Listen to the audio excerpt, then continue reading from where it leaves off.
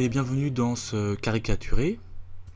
Ici, l'analyse de la situation financière est le thème abordé et l'énoncé est le suivant. Vous travaillez au sein de l'entreprise Caricaturé qui est spécialisée dans le dessin industriel. Vous êtes commercial et suivez actuellement le portefeuille client qui présente quelques inquiétudes. Vous étudiez donc le compte d'une cliente importante, Madame Laurence, qui commence à montrer des signes de faiblesse au niveau des délais de règlement. Bien. Alors, on a ici donc le compte de Madame Laurence au 31 mars. Donc en précision, on nous précise que le 31/12N-1, le solde était de 120 000 euros. D'accord. Et donc ici, on a donc, en fonction du temps, différentes opérations.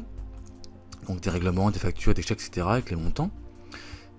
Et la question, ou les questions, le travail à faire est le suivant, Établissez le compte de la cliente, donc Madame Laurence, en faisant apparaître les soldes quotidiens. D'accord. Quel est le montant du chèque au 28 février? Ah oui, effectivement, nous avons des points d'interrogation ici. Voilà.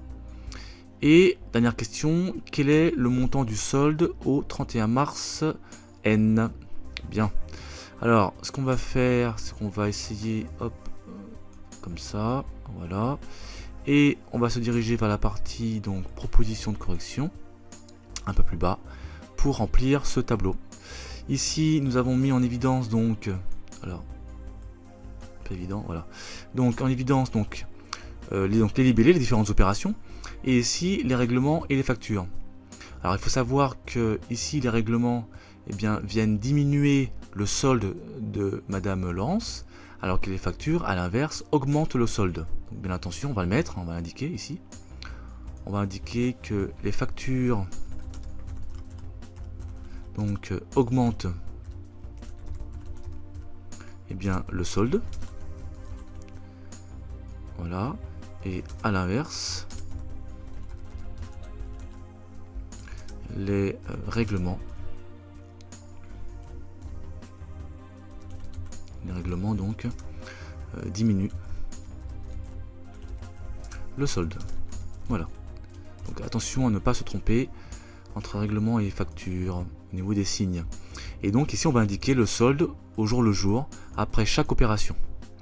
Alors attention au point de départ, puisque on nous indique plus haut, c'est-à-dire oui, je le fais pour rien, parce que là, donc 120 000 euros au niveau du solde. Donc il faut tenir compte de ce montant ici. Et pour la première opération, donc ici on a, alors tout d'abord on va aller comme ça, voilà. Donc qu'est-ce qu'on a? On a ici un règlement donc de, ici règlement facture de 56 000. Donc en fait concrètement on encaisse 56 000, donc ici on va mettre 56 000. Voilà. Et au niveau du solde, il faut tenir compte bien sûr du solde précédent, c'est-à-dire 120 000. Donc on va avoir un solde de 120 000 moins 56 000, ce qui donne 64 000. Oula. Voilà. Donc je répète, on a pris en compte le solde précédent donc de 120 000 indiqué ici, au 31/12N-1. Au 31/12N-1. Ouais. Moi j'aurais plutôt mis au 28 février plutôt. Bon. Oui, on va plutôt mettre 28 février. 28 février, puisque c'est le solde précédent de la période précédente, du mois précédent. Ah oui, c'est annuel. Bon, c'est pas trop grave, hein. C'est pas trop grave, on va mettre ça comme ça, voilà. Bien, alors, donc 120 000 moins les 56 000, donc moins l'encaissement, moins le règlement effectué par la cliente, donc 64 000. Ensuite, on continue. Ensuite, on a une facture, donc on a une facture de 43 000. Donc ici, on indique 43 000 dans la colonne facture. Voilà. Ce qui fait une différence, enfin, ce qui augmente le solde, et ce qui l'amène donc à 107 000 euros. 107 000 euros. 107 000 euros. Hop. Voilà. Voilà. Ensuite, qu'est-ce qu'on a? Eh bien, on a un chèque donc de 3500, donc on encaisse ici un chèque de 3500 dans la colonne règlement, 3500. Voilà. Ce qui porte le solde à 107 000 moins 3500, ce qui nous donne ici 103 500.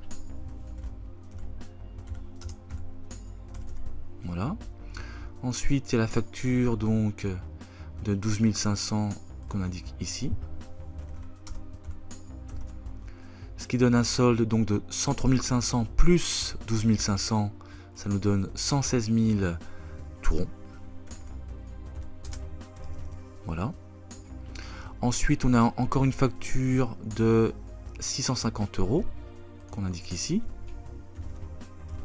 Ce qui augmente le solde de Madame Laurence à 116 650. Voilà. Ensuite, il y a à nouveau une facture d'un montant de 14 550. Ce qui donne un solde de 131 200. Voilà. Et ici, on a un chèque d'un montant de à trouver. Point d'interrogation, donc à trouver.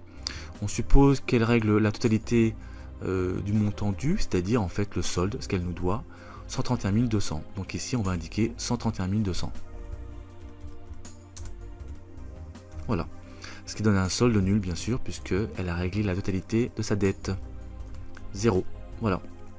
Donc ensuite, ici, qu'est-ce qu'on a? On a une facture donc de 42 500, ici. Ensuite, on a une autre facture de 29 000. Alors, oui, pardon, vous ne voyez pas, excusez-moi. Voilà. Donc ici, j'ai indiqué 131 200. Donc c'était le solde au 27 février. Le 28 février, on a encaissé un chèque à l'initiale pour un montant inconnu. On suppose qu'elle règle la totalité de sa dette. On a donc reporté le solde dû, ici, 131 200, ici. Et c'est le montant du chèque. Voilà. Voilà pourquoi ici, on a un solde nul, puisque elle nous devait 131 200. On a encaissé le chèque, elle a envoyé un chèque de 131 200, pardon. Et donc, par différence, on n'a plus rien, 0. Donc ici 42 500 pour la facture donc au 1er mars. Ensuite on a une autre facture de 29 000 € ici. Voilà. Ensuite on a une facture de 1500 €. Voilà. Ah, pardon, je vais trop vite, je vais vraiment trop vite. Donc ici, le solde, est bien 0 plus 42 500, c'est donc 42 500. Voilà. Ensuite, le solde augmente de 29 000 €, donc ça veut dire 71 500. Plus 1005, 73 000. Voilà. Et ici, ensuite, on a donc un chèque, on nous dit qu'on en reçoit un chèque apparemment donc de 13 000 €. Donc l'indique dans la colonne ici, règlement. Donc 13 000 €. Voilà. Et donc, eh bien, quel est le solde ici? Eh bien, c'est 73 000 € moins le règlement de 13 000 €, ce qui nous donne un solde de 60 000 €. Donc voilà pour cet extrait de compte avec les soldes quotidiens au jour le jour. Et maintenant, on peut répondre à la question suivante. Quel est le montant du chèque du 28 février? Eh bien, il suffit de regarder ici. Il est de 131 200.